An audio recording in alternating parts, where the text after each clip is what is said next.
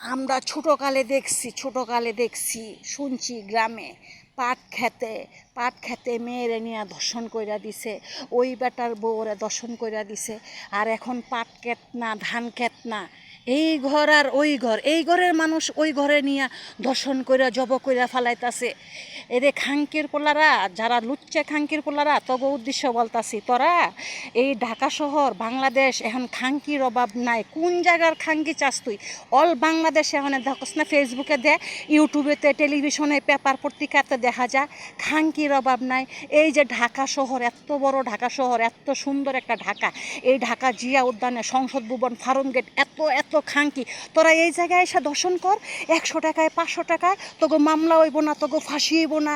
ওরে ব্যবসার পোলারা, খাঙ্কির পোলারা, তোরা এখানে এসে দর্শন কর, 100 টাকার 500 টাকার তোরা দর্শন করে যাবি, তোকে ফাঁসি হইব না, তোকে জেল হইব না, কুত্তার বাচ্চা।